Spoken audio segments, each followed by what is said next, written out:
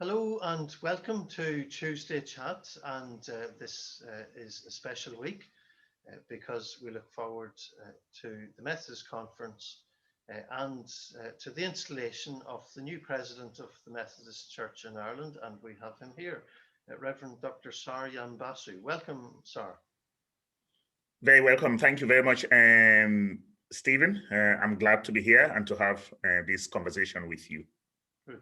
Well, we're delighted to have you here, and we'll think a bit more about what your hopes as president later on. But maybe first of all, Sahr, could you tell us something of your background, where you grew up, and things like that?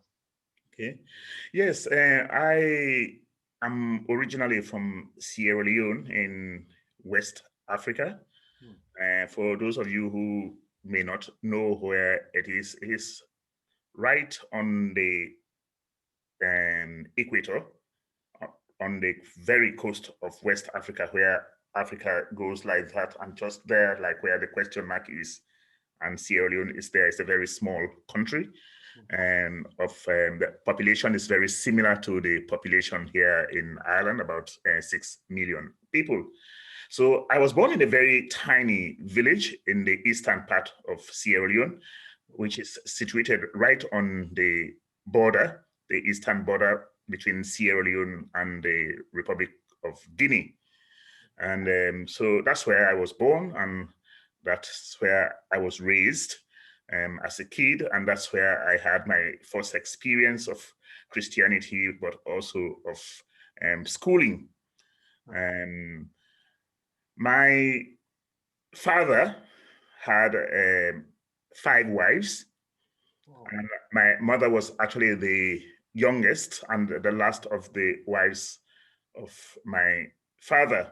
right, So, in a sense, I mean, what I want to say is that I was born in the home where there were already a lot of children right. and a large community. And my father also lived in the same home with 4 of his nephews. Okay. Wow. So I was born and grew up in a very large family. Interestingly, I mean, very early on in my life, and I had to learn something which I think has stayed with me for a long time, right up to the present, in terms of what community is. Because there was one of my father's wives who never had a child. Right. And when I was a little bit older and could understand what was going on, I remember one time my mother sort of sitting us all down, all her children around her, and saying to us, you see, the other lady who is your father's wife has no kids. And then we said, yes, mom. And then she said, anytime I ask any of you to do anything for me, if she asks you to do something for her at the same time, drop whatever I've asked you to do and do what she's asked you to do so that she does not feel left out. Okay. Right. So to me, that was so important in terms of looking after each other. Hmm. And for a lot of people, I mean, I'm sure there are a lot of problems with polygamy. I mean, I am not sort of taking away from that at all. It causes huge amounts of problems in families, but it Yeah. is not everything that happens in it that is bad either. Right. Right. And Yeah. sometimes we need to look at situations and sort of see what they are good for and what they are not good for. Hmm. But when we know the two, then we are able to know what to address instead of throwing the baby out with the water, Okay. the Yeah. bathwater. So anyway, so that was that. My one of my earliest experiences of life in our village, which is actually called Lalehun. And so I had a lot of brothers. I had a lot of sisters that I grew up with, and all of my father's wives lived in one house around hut. Each one of them had their own bed and their own space within that house, and it was open. You could see everybody's bed, Okay. and you could see everybody sitting in front around their mother. Their fireplace is there, their cooking place is there, and all the children sit with their parents in the different sections of the house. And the conversation will be going on in that house from all the wives and their kids. Okay. Everybody eavesdrops in other conversations and contribute to what is happening in the other groups as well. Okay.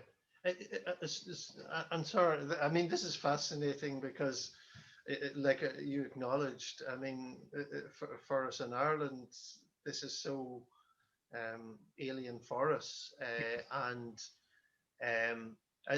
yet you're touching on some things there that I think I've really observed with joy in other cultures, and particularly from various African countries, about children being raised in a broader sense with other very positive adults and community around them, and sometimes maybe in my observation that in present day Irish society we can get very narrow about the raising of children and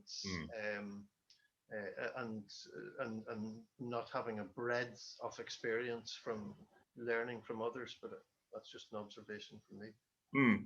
Yeah, it's very good. I mean, as I was saying, if you grow up in that kind of context, your listening becomes really important, and it becomes really acute, because you have learned to listen and to hear what everybody is saying within a large group of people who were speaking at the same time. So there was no such thing as, oh, let him or her finish first before you say something. Right. So you learn to take initiative in conversation. Right. Because you are not having to wait until somebody gives you a chance, because you may never have the chance at all. Because I'm the sort of person never interrupts a conversation. I'm always waiting. Okay. Yeah. Can I just ask you to sort of move on in terms of your development in faith and life? And yes, yeah. Sure. Yes. So it was within that context that I grew up, and my father used to travel with his nephews quite often, maybe 3-4 times a year, to sell farm produce about 25 miles away from our village, because in those days there were no other shops around. I mean, the closest was 25 miles away. So anything that my father needed to sell to make a little bit of money on the side, they had to carry everything on their heads, he and his nephews, to this place. Wow. And so they will walk for the whole day, arrive in the evening, and they stay there that evening. And first thing in the morning, they sell their farm produce, and then they go walk back to their village. So it was during those travels that my father came into contact with an English Methodist missionary, okay, who used to visit that town and take services. So at one time, the story goes that he had a bell ring in the evening and was wondering where that bell was ringing from and why. So he walked towards the sound of the bell, and then he got to this open space where there were people gathered and this missionary speaking to them about Jesus. So he got interested, and several times he went back, and every time he went back, there was that meeting. He would go to that place and listen, and that's how my father became a Christian. And then he came back to our village and gathered the elders together and told them about his newfound faith, and asked if he could start practicing it in the village. So they asked him what it was all about. So he just basically explained what he's been hearing from this Christian missionary. And so they said, well, as long as you're not going to kill people, you're not going to harm people, you're not going to hurt anyone, it's about love, it's about supporting people, it's about being kind, it's about being peaceful. That's a good thing. You can start whatever you want to do. So my father started meeting with us, himself, all of his kids, all of his wives, all of his nephews. Nobody had any choice. All he had to do is to raise his voice and say, it's time to pray, and everybody will come together in our house. And so that's how he started. He only shared with us whatever he had from the missionary, because my father couldn't read or write. But as time went on, people started eavesdropping. What are these people doing in their house? Right. And before he knew it, there was no place for people to sit in our house. Powerful. So they decided to build a hut in the middle of the village. And then the next time on his visit to this place, he went really scared, fearful, to report to the missionary what he is being doing, Yeah. Yeah. and that he was not able to take care of his congregation, and invited him to come. Yeah. So to cut a long story short, that's how Christianity came to my village, and that's how Christianity was introduced to my family. And for my own journey of faith, I would say, well, sometimes when people ask me, when did you come to faith? I sort of smile, because in my part of the world, among my people, there is nobody without faith. I mean, the belief in God is there, has always been there, and you're born to meet it there. And your parents actually make you know that this is the way of life. So belief in God is not coming to faith. It's not something that happens because somebody has come and told you about God or anything in our society. It's always there. Okay. Yeah. So there may be different methods of worshiping him. Right. But in terms of his existence, God's existence, and God's power, there is no question about it. Yeah. I mean, that's why sometimes I say to people in my own community where I grew up, there are no atheists. Right. Yeah. Everybody is a believer. Yeah. So, but in terms of Christianity, as I said, my father was the one who introduced us to Christianity. And then eventually when I got to go to secondary school, I became a member of the Scripture Union.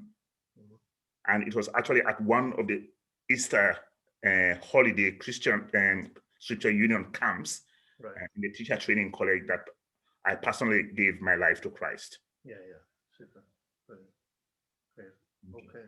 Yeah. Well, powerful. And I mean, I'm just fascinated by that journey of your certainly your father, and powerful. We better move quickly on to, or then maybe your journey sort of out of into adulthood, and where maybe calling came in to that. Yes, I'll go on to that. Again, that journey itself started in the village. When I was in primary,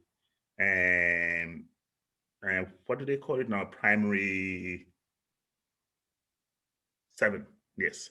Primary 7, that is 11 plus. Right, yeah. I had to take what was known in those days as the selective entrance examinations. Right.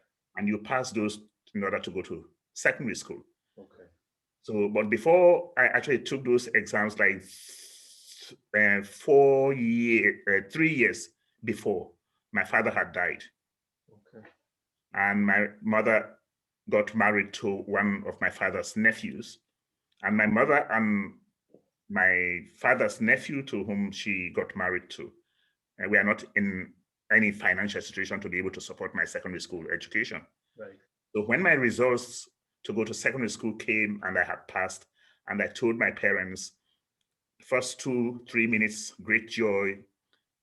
Everyone was laughing and falling, hugging each other. And then next 10 minutes, my mother is crying. And I didn't know why. And she turned to me and said, but I know you won't be able to go to secondary school because we won't be able to pay for you. So one morning I was traveling behind my mom to the farm. And my father had already gone ahead. And my mom started talking to my father, who was dead, as if my father was there working with us on the way to the farm, and sort of saying, well, you sent him to school and you gave him a lot of hope. Now you're not here to support him in school. What am I going to do? Yeah. So as she was saying that and crying, I was crying behind her. Right. And I prayed silently within myself and said to God, if God found a way for me to go to secondary school and have my education, I will give my life to serve him. And that was a child's prayer, said in the midst of sobbing quietly in my own heart, not thinking anything more about it. Yeah. Then 3 weeks later, I get a letter from the missionary who was living about 7 miles away from my village, say, come, I want to see you. He'd been to England on follow. Okay. not known to me or my family. He had a year earlier noticed that my parents wouldn't be able to pay for my secondary school education. So he Okay. had contacted his own brother and his brother's wife in England to pay for my school. Wow. Wow. And they had agreed and sent him the letter. So basically, he fetched me to go and get that letter to say I will be able to go to secondary school. Powerful. That's brilliant. I saw that as an answer to prayer. So I finished secondary school and went to him and said, I want to be a pastor in the church. I want to be a minister in the church.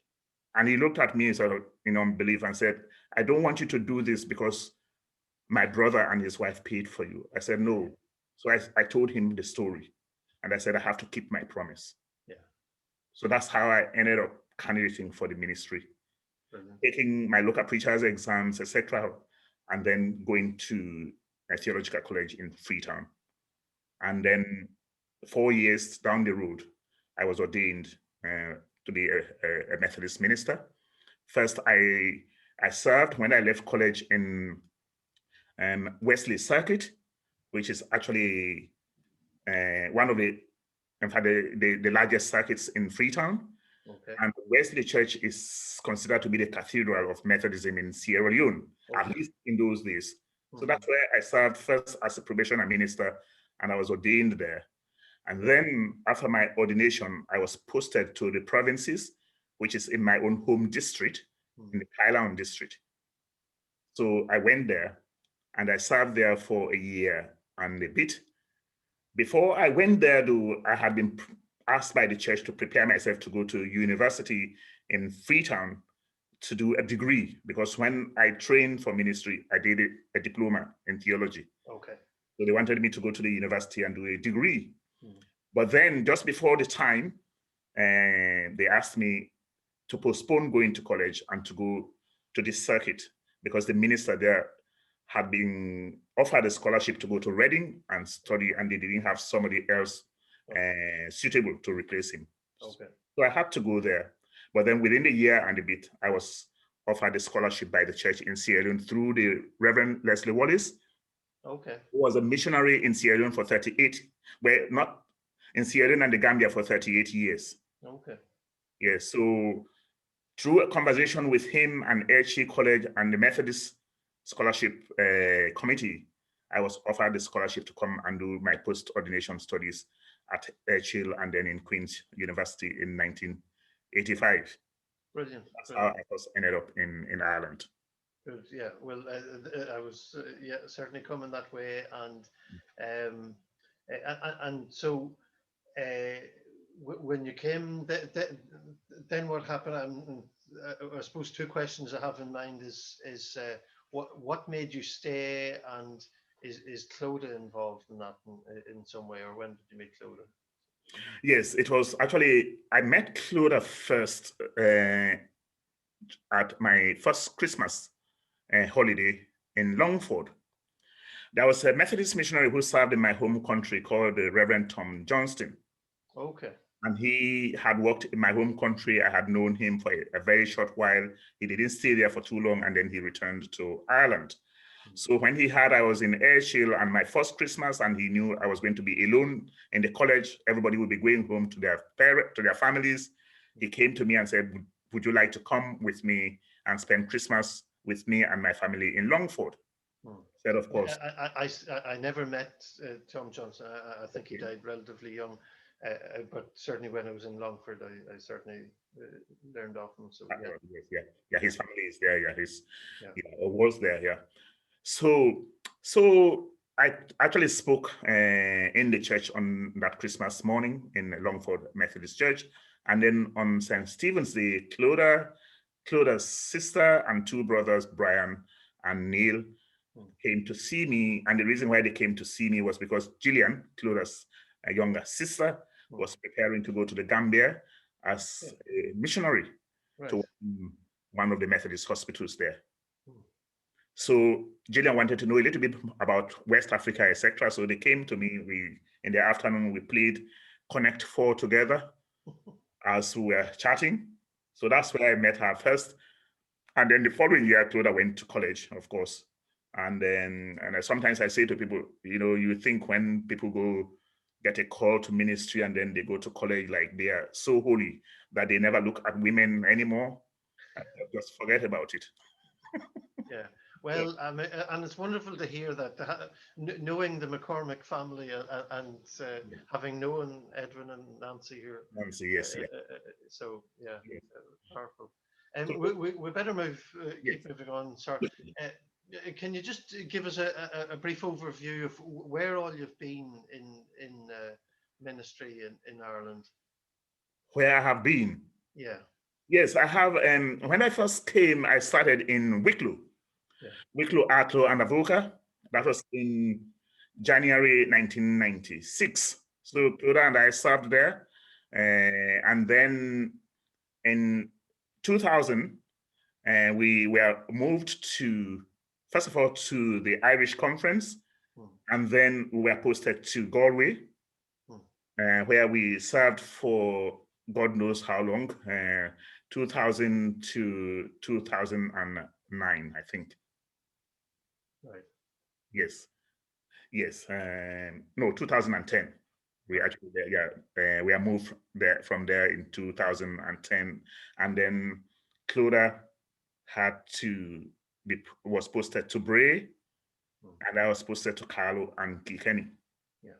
And the reason for that was because both of us needed to work to be able to pay for the kids' education in university.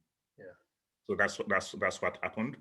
So then spent four years in Kilkenny and Carlow, and then Clodagh was moved to Burr, and I was moved to Waterford, where I am serving at the moment. Oh, brilliant.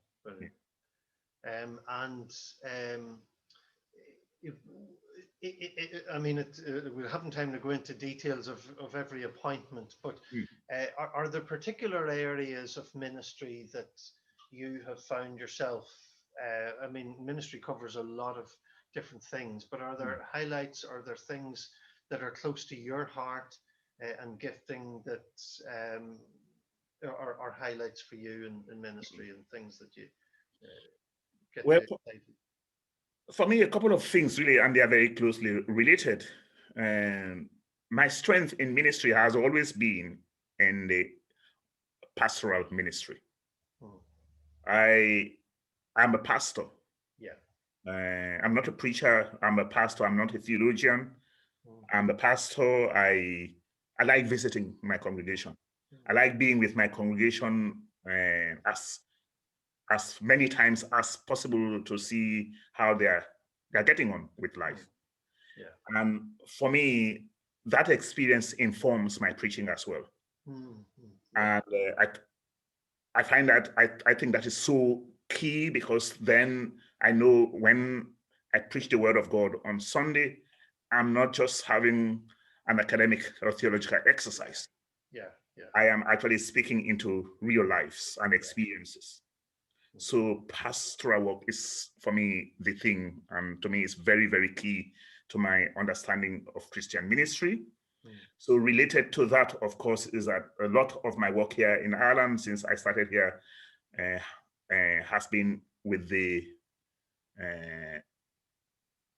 immigrant community. Yeah. I have had a lot of contact and a lot of work with people who have been uprooted from their homes, leaving their families behind, their work, their careers, their dreams and hopes.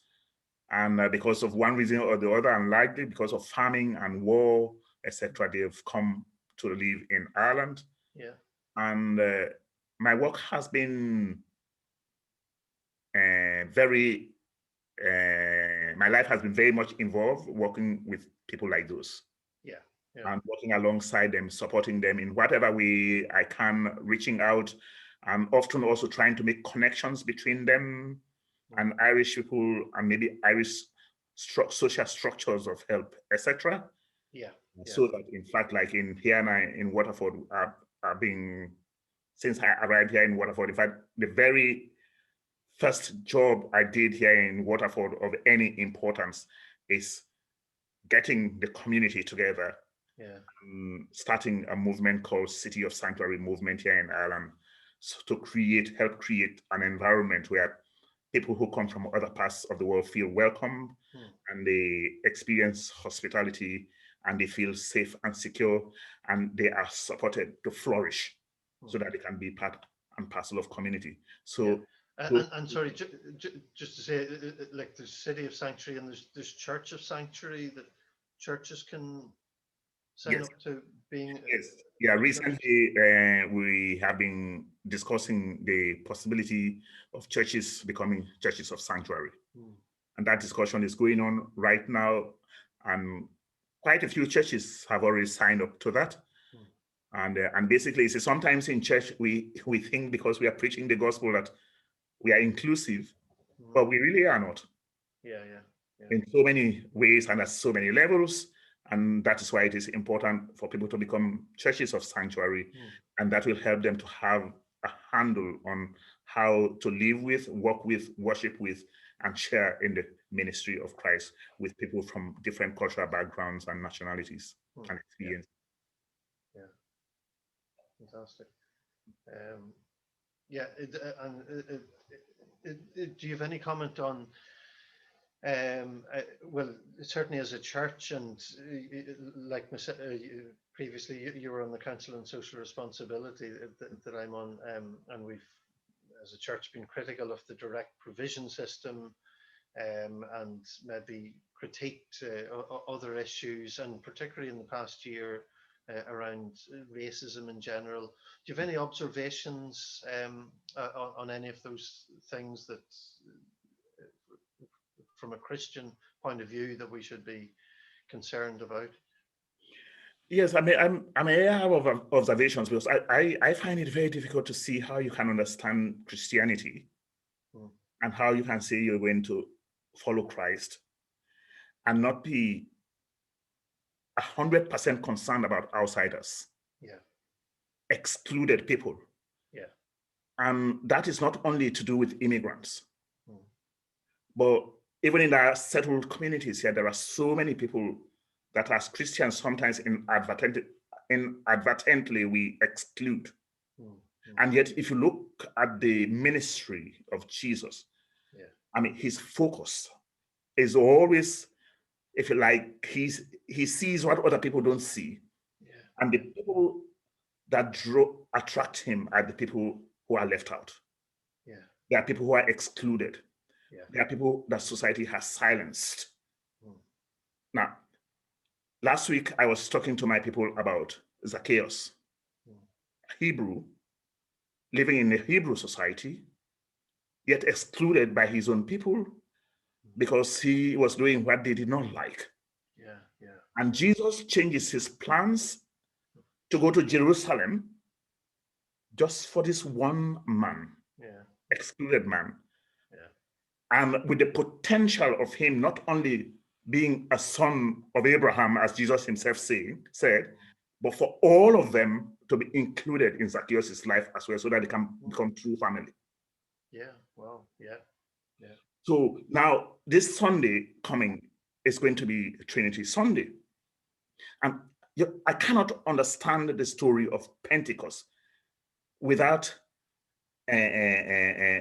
rooting it into the idea of connections. Because just that Acts passage, I mean, I was going through it yesterday, and the words that came so many times over and over again is all, everyone, whole, each person. So to me, that is saying that the reason why God sent the Spirit to the church is to make connections. And to draw other people in, even in terms of the language, the gift of the languages that the disciples were speaking. That gift was not given to them for themselves. They of course knew what they were talking about. It was given to them for the Jews of the diaspora who came from other nations. So the gift was for them. It was not for the disciples. But why would God do that? Because God wants to draw them into the kingdom. And then Peter talks about Joel. And Joel says, when the Spirit falls on the people in the last days, God's Spirit, what happens? Who prophesies? Old men, young people who see visions, and young women, the slaves, the free. What's that saying to the church? Connection again. Yeah. So there are a lot of issues that we have to check ourselves as Christians, so that whilst we are preaching the gospel of inclusion, we are not actually excluding. Right. Yeah. Powerful. Thank you for that, sir. And now I'm just maybe as we sort of think about your, well, we wish you well for your year as president, and as a church we'll be praying for you, and albeit at this point your installation service is not in the normal way, but hopefully within your year things will become a lot more open. But have you any particular thoughts, or maybe your theme for the year and your hopes for the year ahead? Yes, well, my theme for the year is people first, under God. But people will probably understand why after what I'm able to share here tonight. I am somebody who is being blessed so much by people whose first focus has been people rather than color of skin, rather than nationality. I mean, even you referred earlier on to Cloda's parents, Nancy and Edwin. I mean, imagine in those days letting your daughter get married to an African, except if your focus is people instead of other things. So my hope going around is to help people see that church is about people. It's not about structures. It's not about policies. It is not even about theology or our doctrines. It's not about governance. And it's not about money. These are the things that normally we focus on so much. It's not about what shade of color we paint the church with, or what church kind of chairs we want to sit on. It's, are we serving people? And everybody, even those that we don't like, and they may not look like us, they may not believe the way we believe, but they are people. That was the focus of Jesus. Powerful. Hoping that we will catch something of that during that year. I think if we do, our churches will be a lot different places. Powerful. Well, Sahr, powerful, and that's, I think that's the right place to finish here, and that's the right message for. We really appreciate you leaving that with us, and we appreciate you speaking with us overall, and we do wish you well for your year ahead. So thank you very much for being on Tuesday Chat, Sahr. Thank you very much, Stephen, for inviting me to participate.